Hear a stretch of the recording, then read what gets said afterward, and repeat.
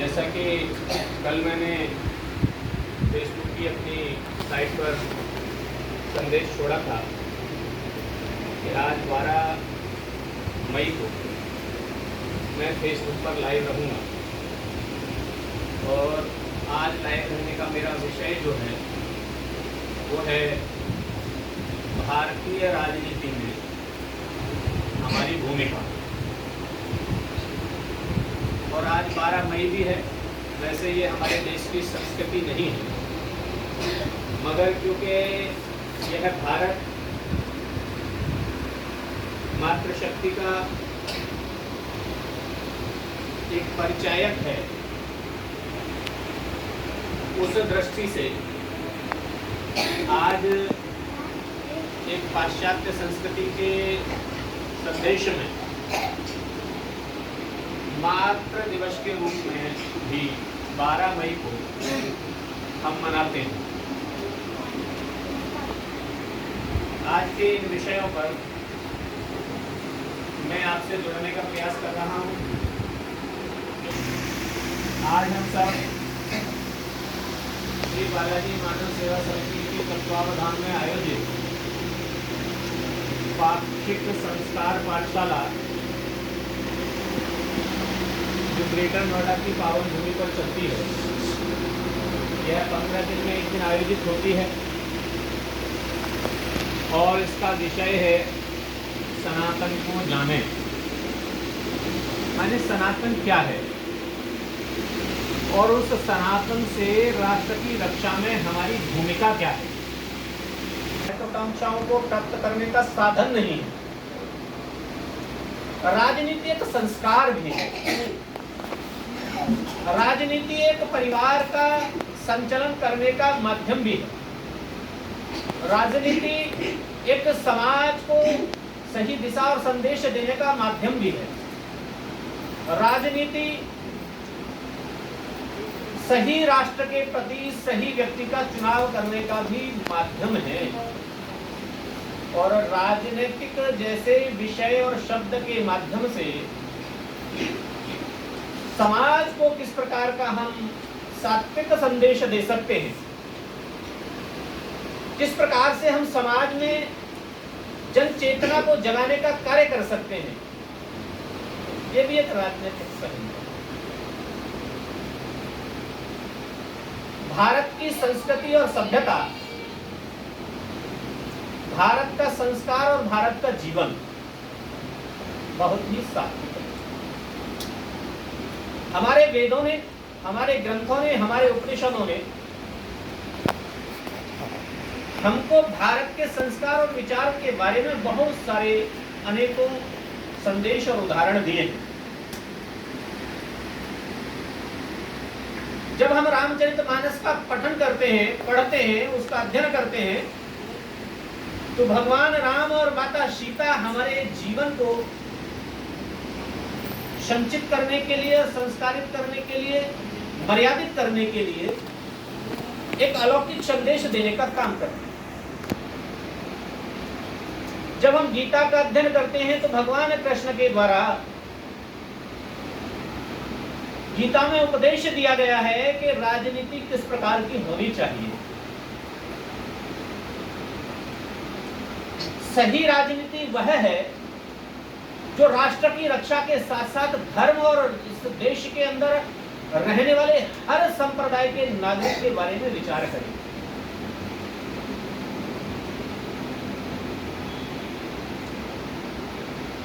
ये गीता में भगवान कृष्ण ने हमको उपदेश दिया है। जब हम शिव पुराण का अध्ययन करते हैं तो शिव पुराण के अंदर भगवान शिव और मां पार्वती को अर्धनारीश्वर के रूप में स्वीकार किया गया। वह अर्धनारीश्वर क्या है? भगवान शिव को अर्धनारीश्वर क्यों कहा गया? इसकी वास्तविक गाथा क्या है? जब सृष्टि का संचलन होता है, जब सृष्टि का उद्गम होता है, तो उस सृष्टि के उद्गम में सबसे महत्वपूर्ण भूमिका किसकी होती है, ये हमको शिव पुराण सिखाता है। और शिव पुराण के अंदर भगवान शिव और मां पार्वती को अर्धनारीश्वर क्यों कहा जाता है, इसका तार्किक संबंध क्या है, ये जानना हमारे लिए बहुत आवश्यक है। जब इसको हम जानेंगे तो वास्तव में भारतीय राजनीति में हमारी भूमिका किस प्रकार की होनी चाहिए उसको हम समझ पाएंगे। ये जो सृष्टि है, इस सृष्टि की रचना ब्रह्मा जी ने की है, ऐसा हमारे शास्त्र हमको बताते, वेद हमको बताते। इस सृष्टि का पालन भगवान विष्णु करते हैं, जिन्होंने इस सृष्टि को रचा, क्योंकि भगवान विष्णु की नाभि से कमल की उत्पत्ति हुई और कमल से ब्रह्मा जी की उत्पत्ति, ऐसा हमारे वेद हमको सिखाते हैं।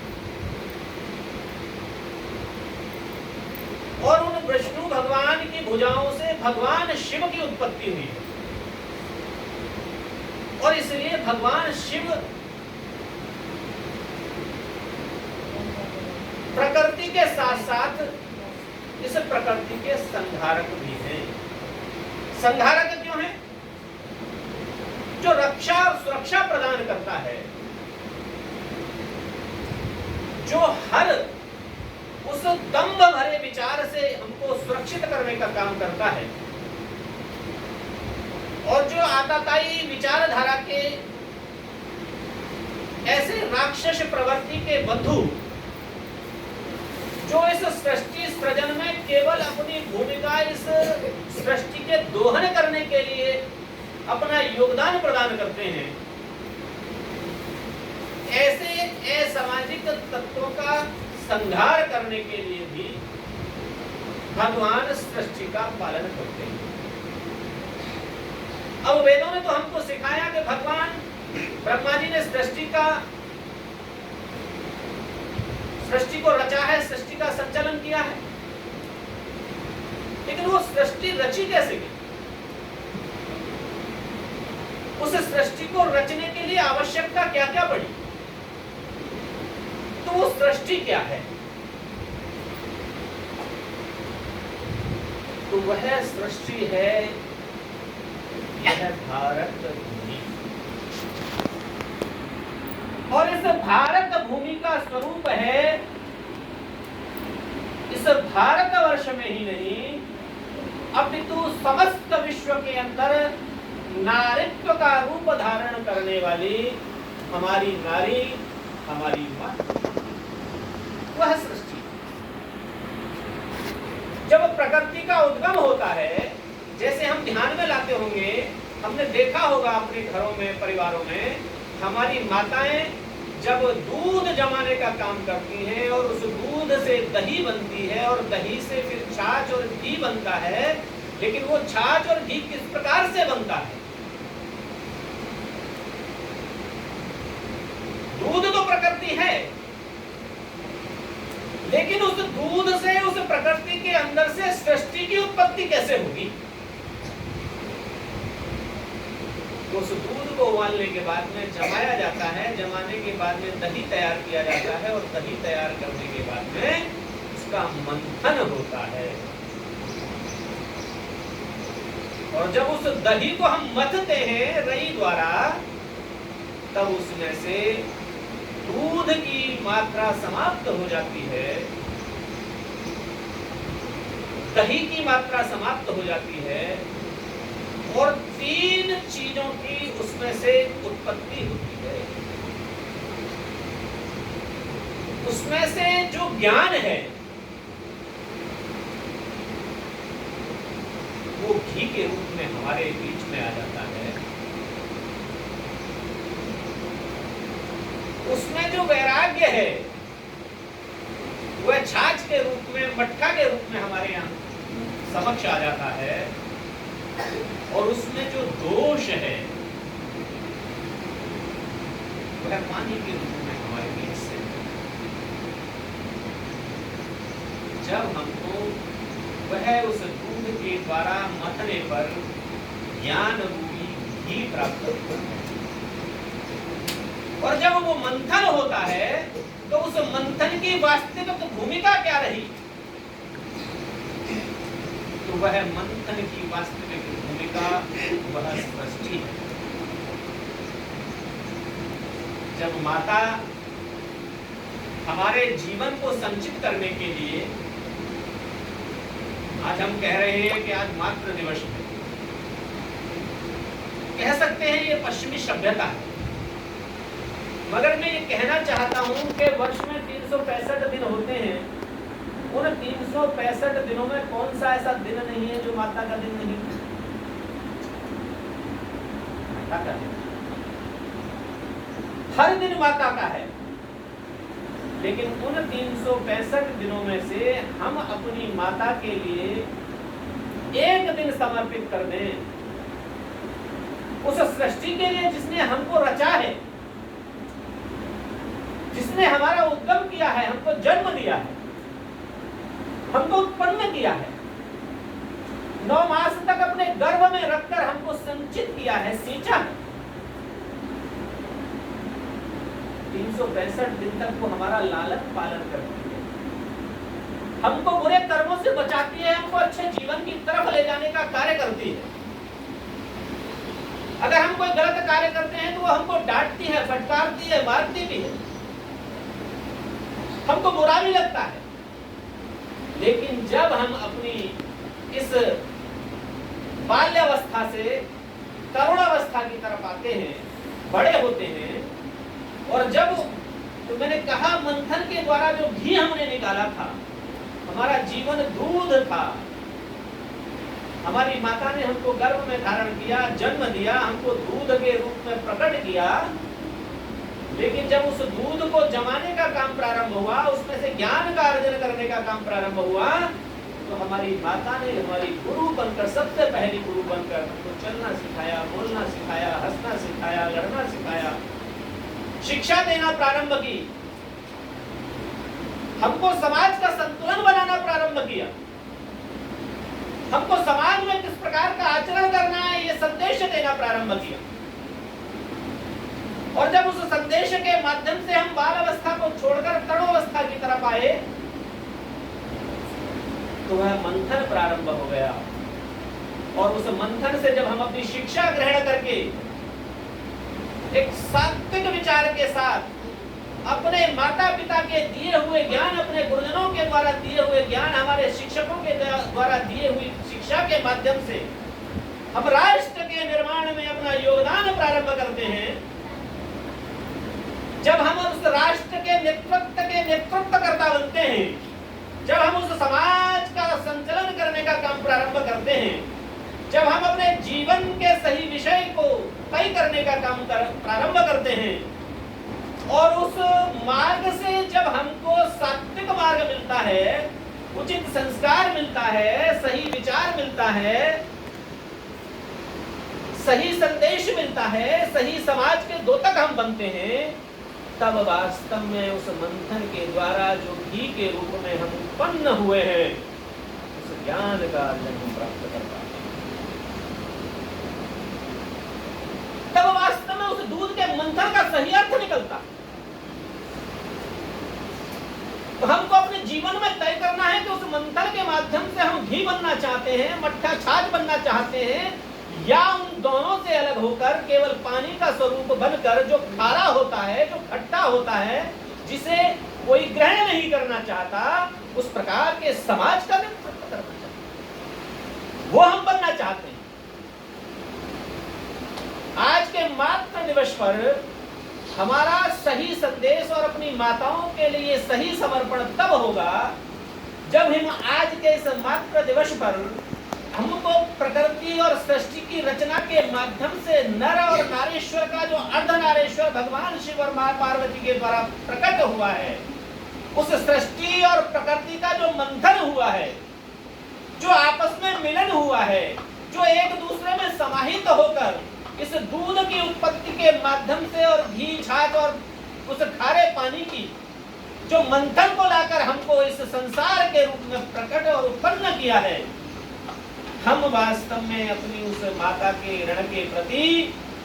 उस मंथन के प्रति एक सामाजिक नेतृत्व करने वाले, सात्विक विचारों वाले और राष्ट्र के प्रति इस भारत माता को अपनी माता मानते हुए इसका प्रतिनिधित्व करने के लिए इस देश में ही नहीं अपितु समस्त संसार के अंदर रहने वाली जीवात्माएं, हम कहते हैं ना, विश्व गुरु की कल्पना करते हैं ना, हमारे वेदों में मंत्र भी है, सर्वे भवन्तु सुखिनः सर्वे सन्तु निरामया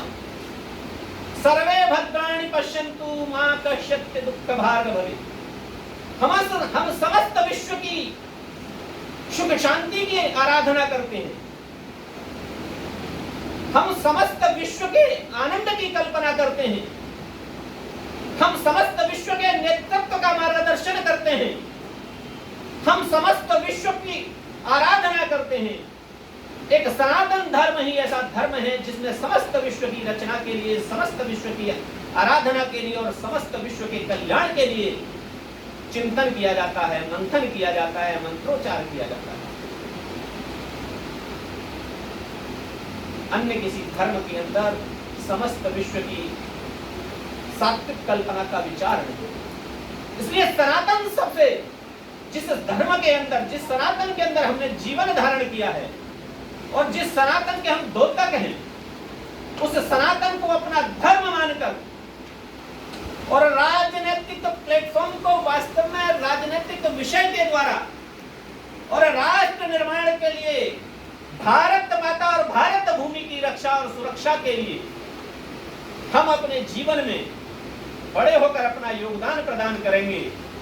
तब वास्तव में हमारी भारतीय राजनीति के प्रति सात्विक और सामरिक भूमिका उत्पन्न होगी। भारत के अंदर वर्तमान समय में 2024 का लोकसभा चुनाव चल रहा है, 3 चरणों का चुनाव हो चुका है। मेरा यह संदेश उन तरुण अवस्था वाले माता पिताओं के लिए है, भाई बहनों के लिए है, उन युवाओं के लिए है, उन देश के राष्ट्र भक्तों के लिए है जो वयस्क हो गए हैं, 18 वर्ष की आयु पूर्ण कर ली है, 18 वर्ष की बड़ी आयु के अंदर अपना जीवन यापन कर रहे हैं, जिन्हें इस भारत के अंदर लोकतांत्रिक व्यवस्था के माध्यम से, संविधान के माध्यम से अपना वोट करने का अधिकार प्राप्त हुआ है, चुनाव करने का अधिकार प्राप्त हुआ है। उन सभी को मेरा संदेश है कि भारतीय राजनीति में अपनी भूमिका तय करते हुए और राष्ट्र निर्माण के लिए, राष्ट्र की चेतना के लिए, भारत माता की रक्षा और सुरक्षा के लिए, सनातन की रक्षा के लिए, वेदों की रक्षा के लिए, समस्त विश्व की रक्षा के लिए, भारत के 140 करोड़ देशवासियों की रक्षा और सुरक्षा के लिए, सभी धर्मों की रक्षा के लिए, सात्विक धर्म विचारधारा की रक्षा के लिए हम अपना मतदान अवश्य करें। 3 चरणों का मतदान हो चुका है, 4 चरणों का मतदान अभी बाकी है। 4थे चरण का मतदान कल 13 मई को होना है। जिन जिन राज्यों में, जिन जिन विधानसभा लोकसभा क्षेत्रों में कल 13 तारीख को चुनाव है और आने वाले चरणों में जिन स्थानों पर चुनाव है, उन सभी स्थानों के मतदाताओं से मेरा आग्रह है, मेरा निवेदन है कि आप किसी को भी वोट कीजिए, मगर अपने मताधिकार का प्रयोग आप ये जरूर सोचकर मतदान कीजिए कि हम राष्ट्र निर्माण के लिए, राष्ट्र की रक्षा के लिए, 140 करोड़ देशवासियों की रक्षा के लिए मतदान करने जा रहे हैं। तो उसकी रक्षा, सुरक्षा, देश का डेवलपमेंट, रोजगार, स्किल इंडिया और हमारी शिक्षा, हमारी चिकित्सा, हमारी माताओं के जीवन को सुदृढ़ करने की व्यवस्था को किसके द्वारा हमें दिया जा रहा है और कौन आगे दे सकता है। आज देश सुरक्षित हाथों में है। कैसे इस देश को और सुरक्षा के माध्यम से हम आगे की दिशा में ले जा सकते हैं, कैसे हम अपने मताधिकार का सही प्रयोग करके और राष्ट्र का चिंतन करने वाले चुनाव के मैदान में जो हमारे प्रत्याशी हैं, जो हमारे राष्ट्र के निर्माण में अपना योगदान देना चाहते हैं, राष्ट्र की रक्षा और सुरक्षा में अपना योगदान देना चाहते हैं, आतंकवाद से इस देश को दूर रखना चाहते हैं, सांप्रदायिकता के दंगों से इस देश को दूर रखना चाहते हैं, आतंकवादी घटनाओं से इस देश को दूर रखना चाहते हैं, हमारे देश की माताओं के जीवन को संवारने के लिए और उनको सुरक्षित रखने के लिए जो इस संकल्प के साथ काम कर रहे हैं, हमारे मठ और मंदिरों की रक्षा और सुरक्षा में जो अपना योगदान दे सकते हैं, वो किसी भेद और भाव के, किसी धर्म संप्रदाय और जाति को दूर रखते हुए राष्ट्र एक है, नेशन एक है और इस देश के अंदर रहने वाला हर नागरिक एक है, ऐसी विचारधारा के साथ जो आपके बीच में मतदान के लिए वोट मांगने आ रहे हैं, उनके प्रति आप अपना सात्विक विचार रखते हुए भारतीय राजनीति में अपनी भूमिका तय करते हुए अपने मतदान का प्रयोग अवश्य करें, अपने वोट का प्रयोग अवश्य करें। हमारे अंदर एक हीन भावना आ जाती है कि हमको 1-2 दिन की छुट्टी मिल जाती है तो हम कहीं लॉन्ग ड्राइव पर चले जाते हैं, उसे मनाने चले जाते हैं, एंजॉयमेंट करने चले जाते हैं, देश के प्रति हमारी कोई जिम्मेदारी नहीं होती। फिर 5 साल तक हम शोर मचाते हैं कि अच्छे लोगों का चुनाव नहीं हुआ, ये लोग चोरी कर रहे हैं, भ्रष्टाचार कर रहे हैं, ये लोग हमको लूट रहे हैं, ये हमारे ही दिए हुए टैक्स के द्वारा देश की उन्नति को छोड़कर केवल अपनी उन्नति में लगे हैं। अगर आप नहीं जागेंगे तो ऐसे लोगों का ही चुनाव इस देश के अंदर होगा, और अगर आप जागेंगे, अपने मताधिकार का सही प्रयोग करेंगे, राष्ट्र के प्रति अपना सही योगदान करेंगे, तो मैं विश्वास के साथ कह सकता हूँ अच्छे विचार वाले लोगों का चुनाव इस देश के अंदर होगा और उन्हें यह राष्ट्र, यह भारत, यह भारत माता, यह भारत भूमि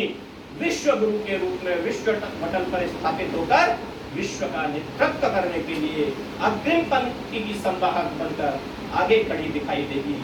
आज समस्त विश्व भारत की तरफ देख रहा है कि भारत ही एक अकेला ऐसा देश है जो समस्त विश्व का नेतृत्व कर सकता है, जो समस्त विश्व को आतंकवाद जैसे घृणित विषय से बचा सकता है, तृतीय विश्व युद्ध से बचा सकता है। इस सृष्टि के अंदर, इस प्रकृति और सृष्टि के द्वारा जो मानस जीवन मिला है, उसकी रक्षा और सुरक्षा में कोई अपना योगदान दे सकता है, तो पूरे विश्व के अंदर केवल और केवल एक ही देश है और वह देश है भारत। और भारत का नेतृत्व आज जिन लोगों के हाथ में है, वह इस संकल्प को पूर्ण कर सकते हैं, भारत को विश्व गुरु बना सकते हैं। आज के इस दिवस पर मैं अपने समस्त विश्व की मातृशक्ति और माताओं को मातृ दिवस के रूप में अपना प्रणाम उनके श्री चरणों में निवेदित करता हूँ। हम सब अपनी माताओं के प्रति सजग रहें, उनकी रक्षा और सुरक्षा के प्रति, उनके जीवन के और उनके संस्कार और विचारों के प्रति उन्होंने हमको पल्लवित किया है। उन्हीं के द्वारा अगर हमें शिक्षित नहीं किया गया हो, शिक्षित न किया गया होता, अच्छे संस्कार न दिए गए होते, तो आज मैं आपके बीच में नहीं होता। आज मैं आपके समक्ष बैठकर अपने विचारों को आप तक पहुंचाने का काम कर रहा हूं। कल आप में से ही कोई न कोई निकलकर मेरे जैसे दिए हुए संदेश के द्वारा समाज का नेतृत्व करने के लिए और अपनी भारत भूमि, भारत माता और अपनी जननी, अपनी माता के संस्कारों का समाज में समावेश करते हुए संदेश देने का काम करेंगे। इतने विचारों के साथ पुनः अपनी माताओं को प्रणाम, भारत भूमि को प्रणाम, समस्त सृष्टि को प्रणाम। जय जय श्री राम, वंदे मातरम, भारत माता की जय। जय श्री राम, जय श्री राम। एक बार जोर से बोलिए सभी, जय जय